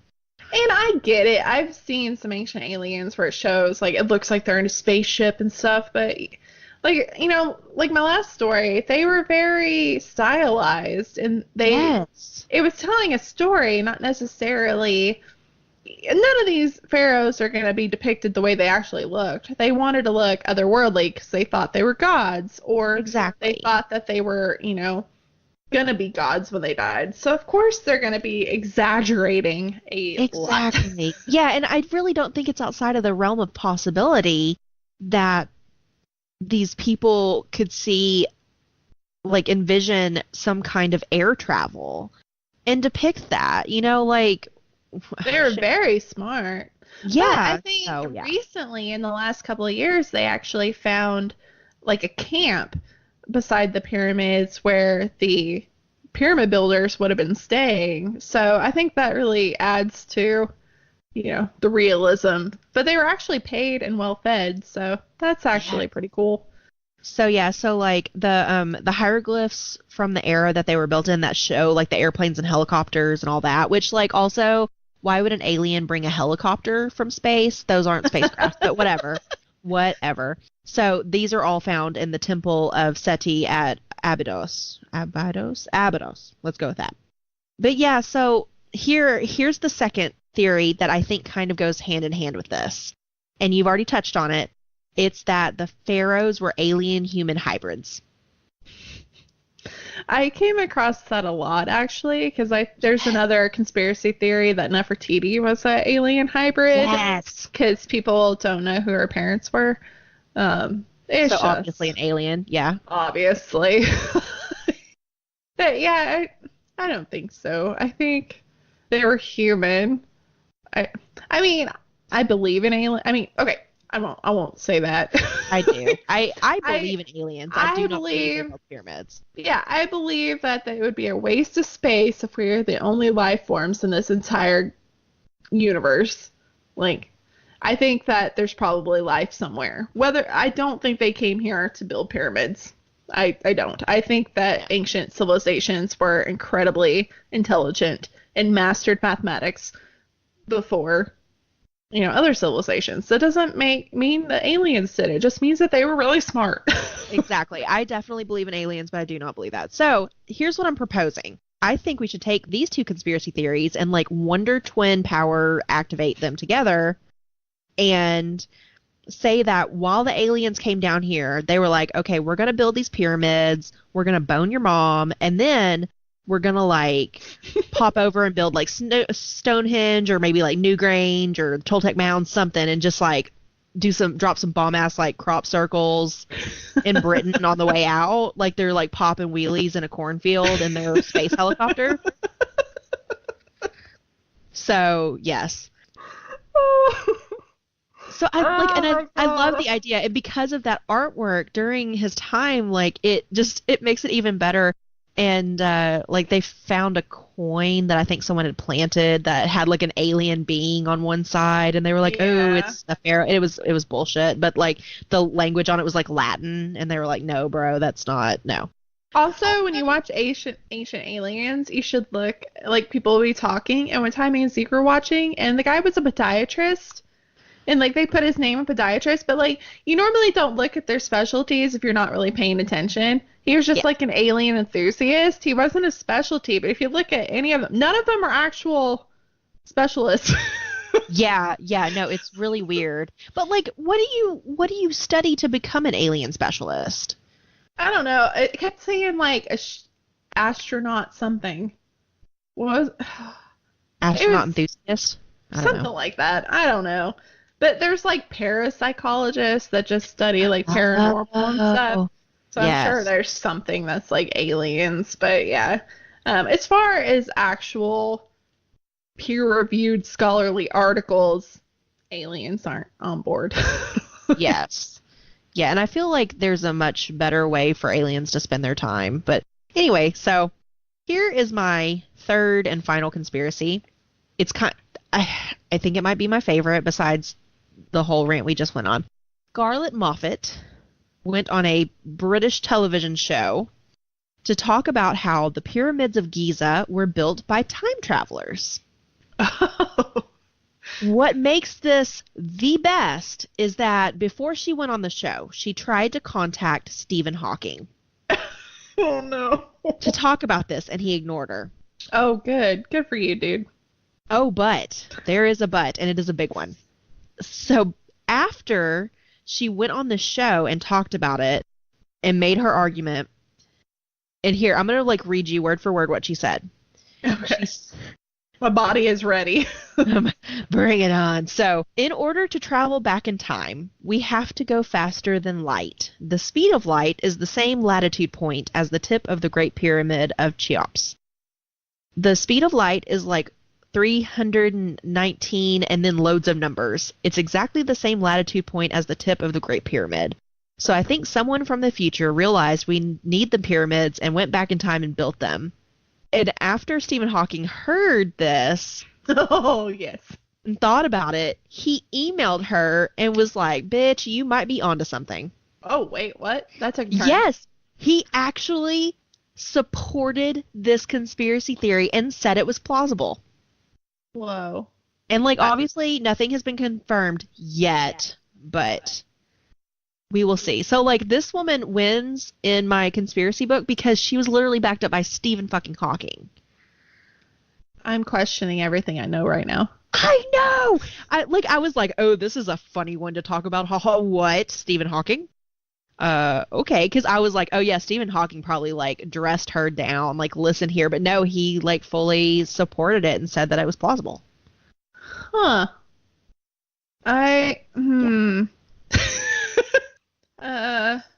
So time travelers are aliens because we have to blame it on anything but the actual labor of slaves. I think that logically, I would imagine that number might be the speed of light, but it probably signifies something else really important. Yes. I would imagine, I mean, I know its placement was very important to align with the stars, but I mean, wouldn't you think that the height was planned? Yeah, they did the math. Yeah, they had to. And going back to the whole aliens built the pyramids and the pharaohs are alien hybrids, how fucked up would it be if aliens came down, built these, had kids, and then were like, okay, we're going to leave now, but when you die, you can just hang out in my house that I just built and left. It's just fucking weird. I mean, they're fun conspiracy theories, but Yeah. I mean, honestly, I think the Egyptians were just extra. Look at my tomb, bitch. They wanted the whole world to be like, look what I can do. I think that's more logical to me, to be like, I need everybody for the rest of the human time race or whatever to be like, look what I can do. It was a giant flex. They were flexing. They were like, look what my slaves can do. Yes. Yeah. No, I absolutely love it. Yeah. So that is my rant about conspiracy theories for my funny AF. Yeah, I think conspiracy theories are hilarious and I enjoy them, but I think a lot of the times, do you ever think that if European nations had created pyramids, do you think people would question it? Is it the fact that this is Africa? Is this the fact that this is Mexico that people are like, I don't know. I guarantee makes it. More sense. Yeah, that's because in what that I same think. Yeah, in that same episode about the pyramids, they also talked about Machu Picchu and places like that being also built by aliens, and it was just this whole shenanigans. And I know that a lot of times history favors the winner, Yeah. and so they want to downplay all of that. But yeah, let's not walk on the backs of slaves to reach for the stars literally and say aliens did it. Yeah, I think it really downplays all the blood, sweat, and tears that went into making something like that. Yes, Also, but I love Can conspiracy. you imagine being the architect that created a pyramid and then looking down wherever they're at, being like, come on, I did that, not a fucking alien. Right. I hope he pulls his onion eyeball out and throws it at him. Yeah, I would be frustrated in my afterlife. I'm like, God damn it, I did that. Not an alien. I was smart. Right? They need to come haunt us and let us know. Not us personally, but like someone in general. Yeah, it's like, you speak for yourself. I don't need Like the hair guy from Ancient Aliens. Yes. Oh my god. Like, it's entertaining. I will give them that. But I think aliens probably just pass by us and they're like, nope, moving on. Like that meme that I see floating around. That's like when aliens drive past Earth, they roll up their windows and lock the door. Yep. They're like, I'm not going to be a part of this dumpster fire. Nope. That is a good call, aliens. Just keep on motoring. Yeah, do I think that there's probably some top secret government shit, like they know something? Yes. Do you think I would be more prone to believe that the stealth bomber came from aliens than the pyramids? Yes, me too.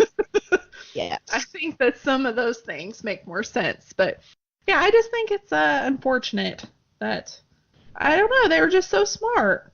Yes, but I will still watch the shit out of every show that shows like alien spacecrafts caught on film.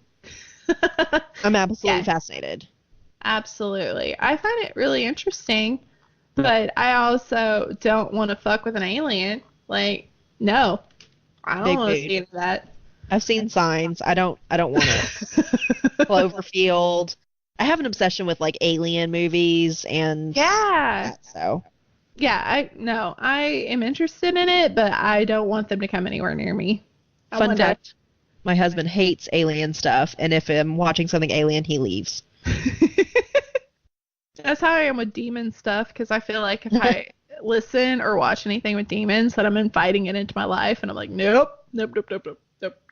Oh yeah, I definitely yelled at a teen the other day because he was like, Miss Ashley, guess what I was Googling? I was like, what? He said, I was Googling the demon. No. And I was like, don't even say his name. Yeah, and he like was real confused. Like I was a real white girl about it, so. Yeah, no. Like I said, my last episode, I'll turn it off if a podcast talk about demons because I will accidentally summon one. I can't. I just can't. But grab your referees. So, natural transition. The last story. Woo. Yay! I had a random AF, and Ashley gave me the word knife. Woo! So, this, it makes sense. Just bear with me. King Tut.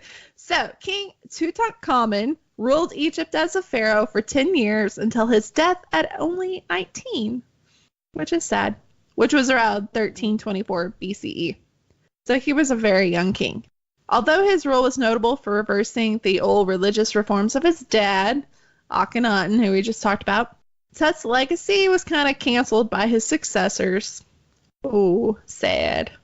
He was not really known until 1922 when the British archaeologist Howard Carter chiseled through the doorway and entered into the boy pharaoh's tomb, which had remained sealed for more than 3,200 years. That's such a long time. That's a long time. So the tomb was actually untouched by grave robbers for the most part, and it held a ton of artifacts and treasures. And those were all the things that were intended to accompany him in his afterlife, like we talked about in the mummification segment. They all tie together. Yeah, I really appreciate how all of your stuff is coalescing. And then in the middle, I'm just like waving my hands and screaming. All right, so because it was the first intact tomb found, it revealed an incredible amount about the royal life in ancient Egypt, and it quickly made King Tut the world's most famous pharaoh.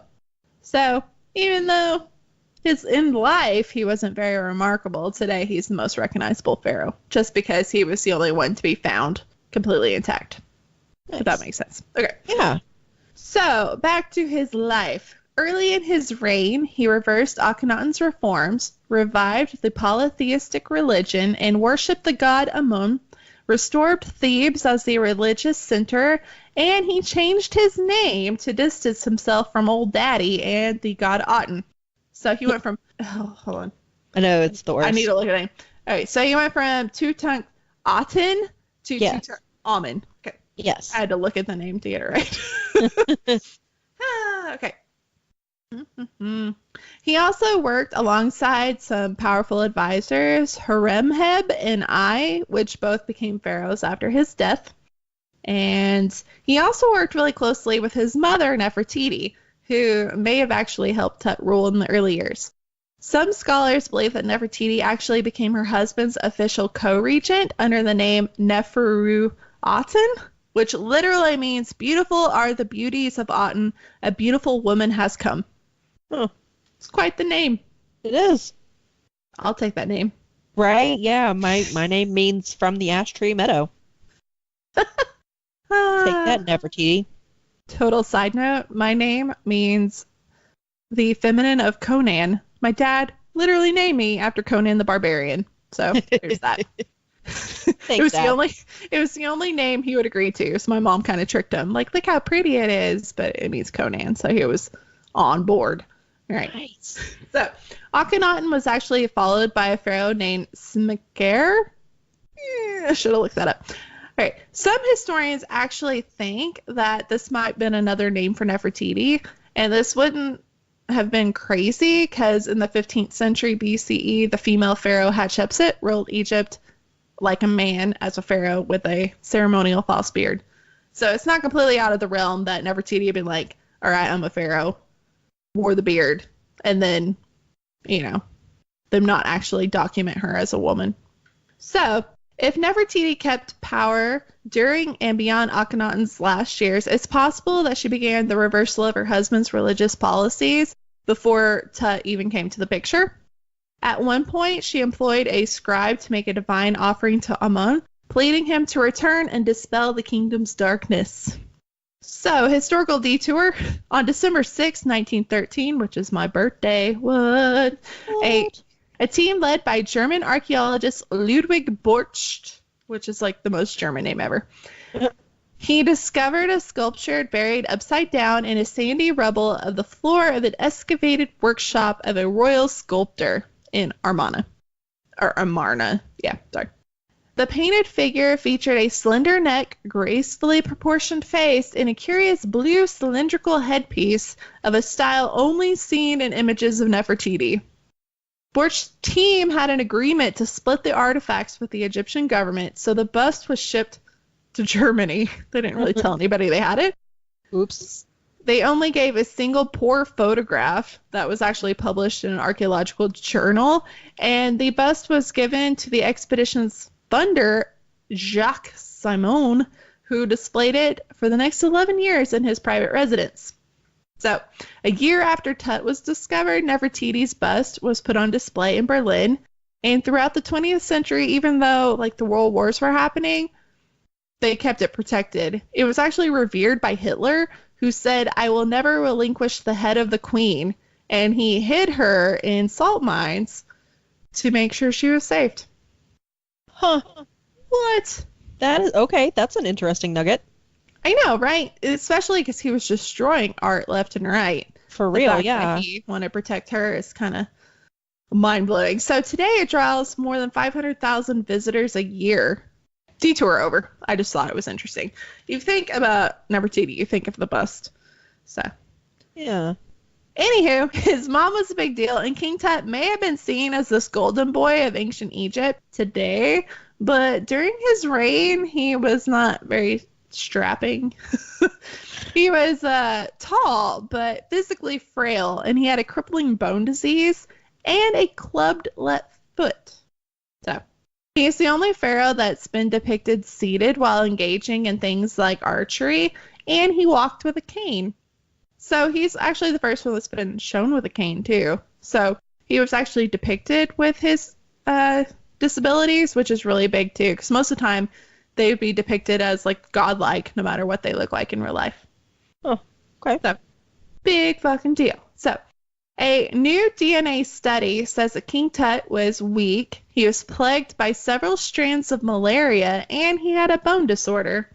So, paired with the newly discovered incestual origins, Egyptologists have concluded that his health was just plain fucked. Yikes. Yeah, Darwin would have a field day with that. Yes. This was actually the first DNA study ever conducted with ancient Egyptian royal mummies, and it apparently solved several mysteries surrounding King Tut, including how he died and who his parents were. So before this DNA test, nobody knew that.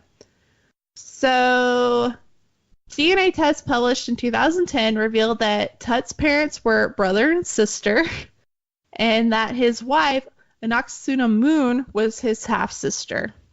Regarding the revelation that King Tut's mother and father were brother and sister, a scholar said inbreeding is not an advantage for biological or genetic fitness. Normally, the health and the immune system are reduced and malformations increase. So, add that to your no shit. Yeah, no shit, Sherlock. Thank you, Captain Obvious. All right, and because Tut's remains had a hole in the back of the skull, a lot of times people assume that was because of an assassination. But these tests actually showed that the hole was made during mummification. A CT scan in 1995 showed that the king had an infected, broken left leg, and the DNA from his mummy revealed that he had those multiple malarial infections, all of which probably contributed to his early death. So, it wasn't an assassination. He was just very sickly. Yeah, he was just real screwed up. Sorry, bro. He was having a whole lot going on. Yes. So after he died, King Tut was mummified according to the religious tradition, and a 24-pound solid gold portrait mask was placed over his head and shoulders, and he was laid in a series of nested containers, 3 golden coffins, a granite sarcophagus, and 4 gilded wooden shrines, the largest of which barely fit into the tomb's chambers. Okay. Which is very interesting because his tomb is really small. Like, compared to most pharaohs. So, we'll get into that in a second. Oh, no we won't, because it's right here. Because of his tomb's small size, historians suggest that King Tut's death must have been very unexpected, and that his burial was rushed. So, the tomb's antechamber, which was packed to the ceiling with more than 5,000 artifacts, including furniture, chariots, clothes, and weapons, and it also included 130 of his walking sticks. Because of his bum leg, you know? That's a lot of walking sticks. It is. I guess he had one of every color and size. I do like to accessorize, so I can't. I mean, some of them are probably very shiny. Probably like diamond plated. Pimp stick. Yes. So the entrance of the corridor was apparently looted soon after his burial, but the inner rooms remained sealed. The pharaohs who the pharaohs who followed Tut chose to ignore his reign, even despite his work restoring Amun, and he was tainted by the connection of his father's religious upheavals.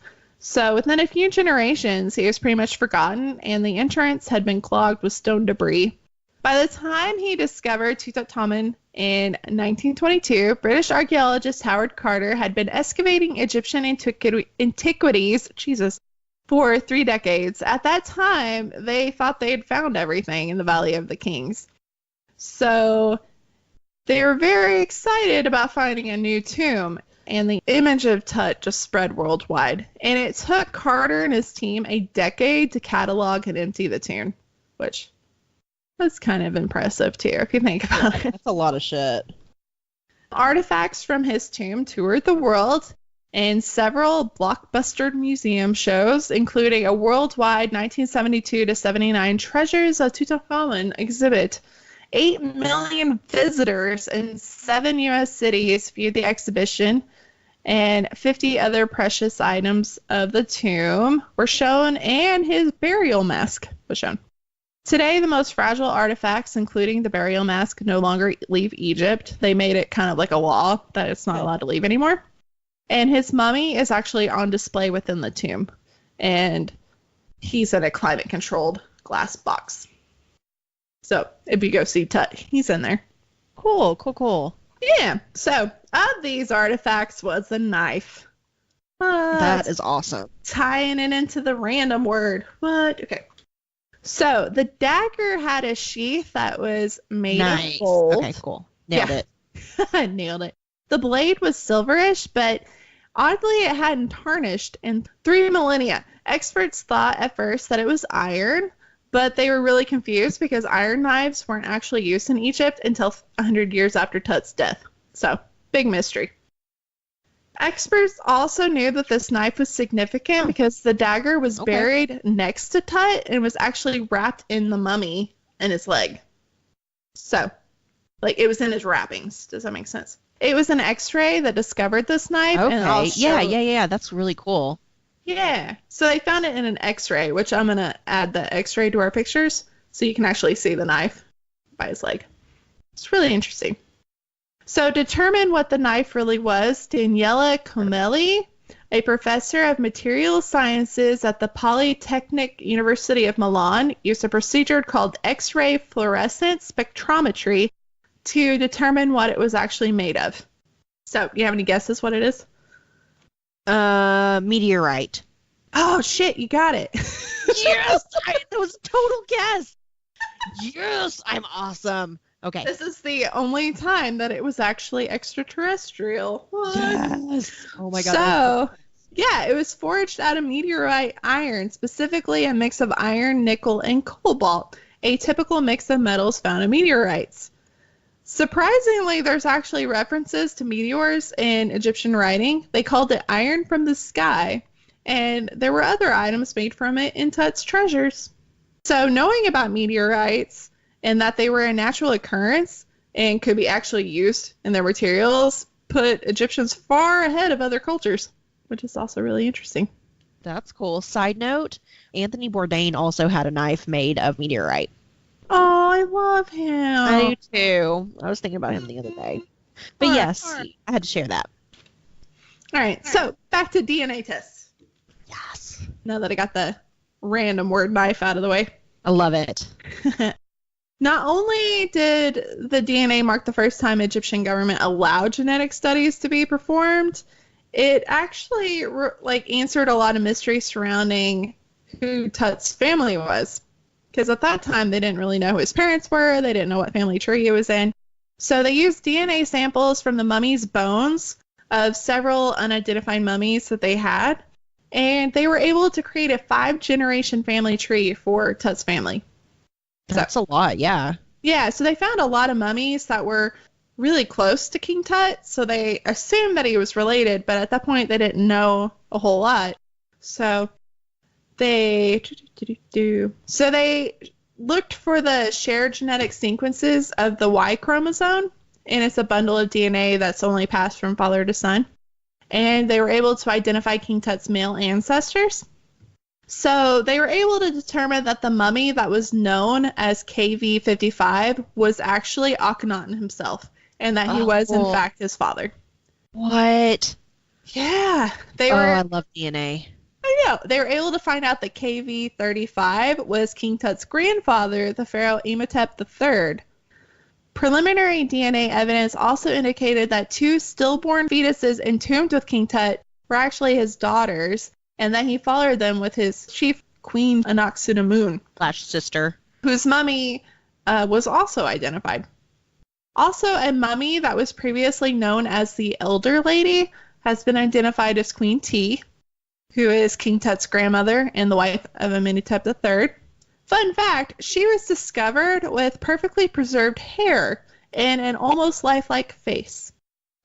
And they said that her DNA was the most beautiful DNA that was ever seen from an ancient specimen.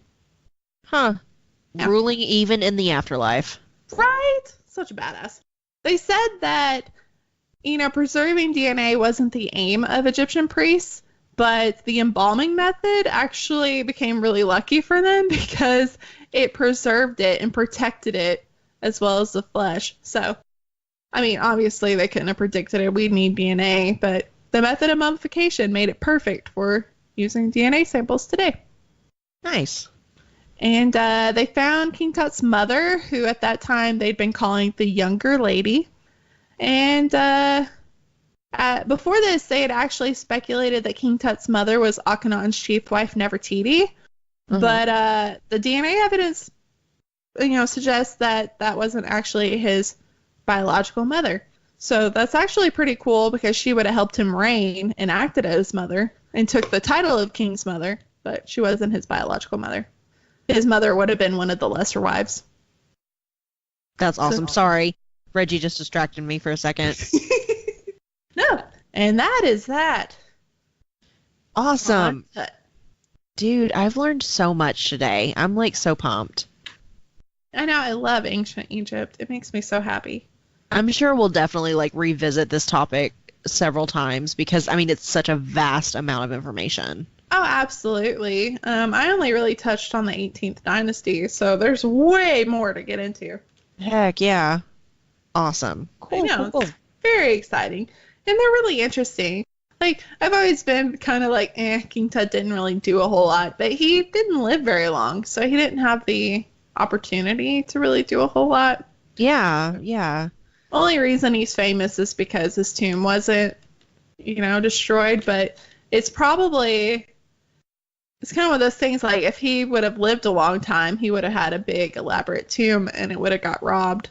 But because he lived such a short time, they had to hurry up his burial and nobody found him. So yeah, so that like really worked in his favor, or I guess in historians' favor, not his favor. He died young. But yeah, okay, cool. And I know like I've read accounts, I can't remember what pharaoh it was, but they had like their prized war horse killed and also mummified with them. Oh yeah.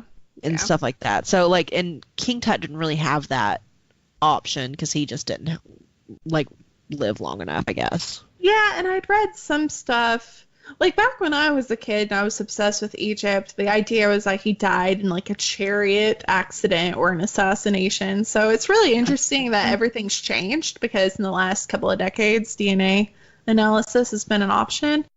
But I had read that possibly it was Nefertiti's tomb and that they just kind of threw him in it because they just needed somewhere to put him. Yeah, that makes sense. Yeah, so it was existing, and that's probably why it was so small too, because pharaohs usually had giant chambers, and his is very modest, to say the least. So it was pretty interesting.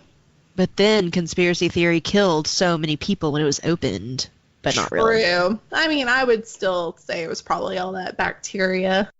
All that. It was sealed really tight.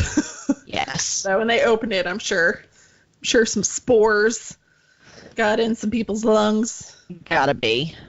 I mean, now they know that if you go into a tomb, you wear a mask. Like, they didn't do that in the 20s. Right.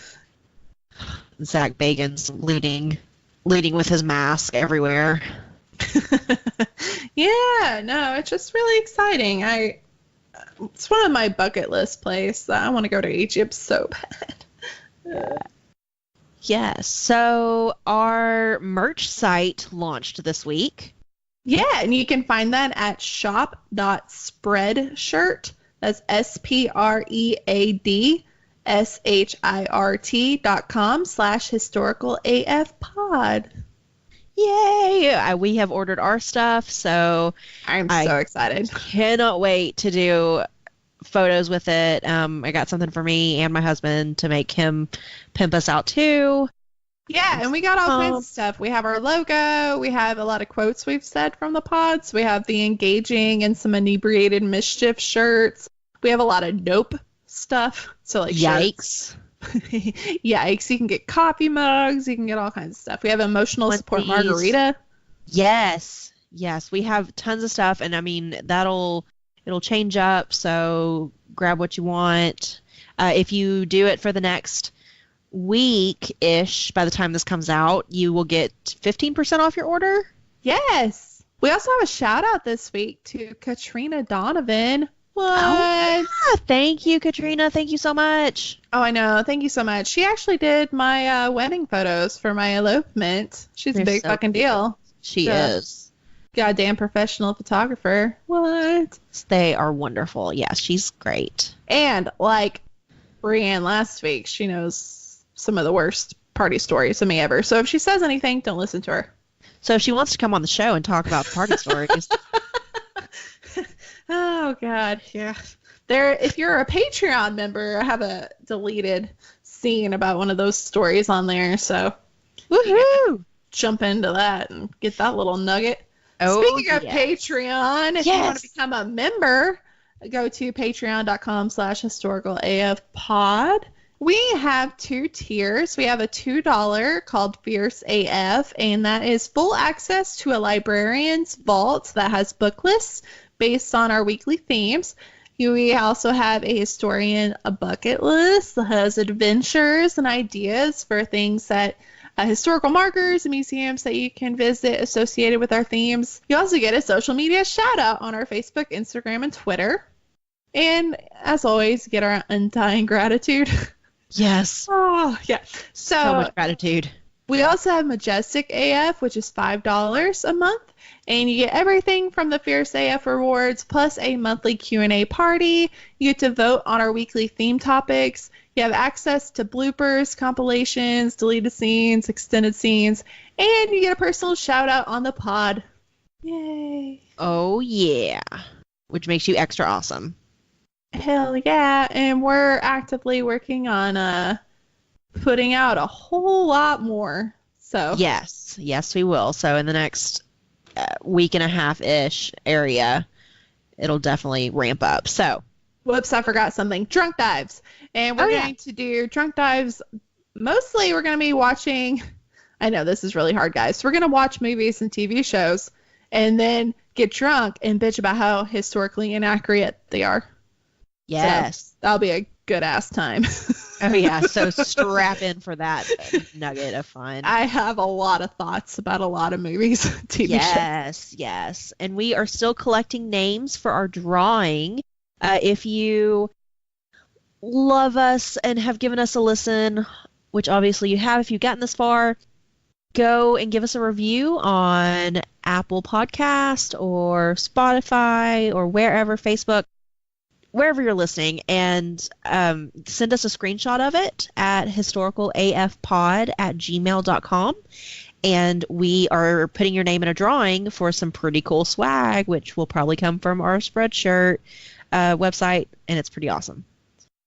Yeah, and finally, we are going to be doing a extra AF episode, and it will be part contemporary news stories, things that are happening today, and the other half is going to be listener stories. So please, please, please send us your stories, whether or not they are about historical places, morbid, true crime, or paranormal stories, and we will read them on the air. So please send those in to historicalafpod@gmail.com. Woohoo! And then if you want to follow us on social media for the podcast itself on Facebook, Twitter, and Instagram, we have, you can find us at Historical AF Pod on all three of those. And then if you want to follow our personal Instagrams, my Instagram is at AJ Rulo and my Twitter is at librarian_AF. And my Instagram, I'm Kyna, by the way, is at Kyna Leanne. That's KYNALEANNE. And you can find me on Twitter at PiratesWith. So Pirates, WIF. Which is the best. Yeah, that's like my nickname for my husband. So yeah, it's stuck. So thank you so much for listening. Thank you so much. Have a fantastic week and take care of yourselves. And we love you forever and ever and always. Yay. Bye. Bye.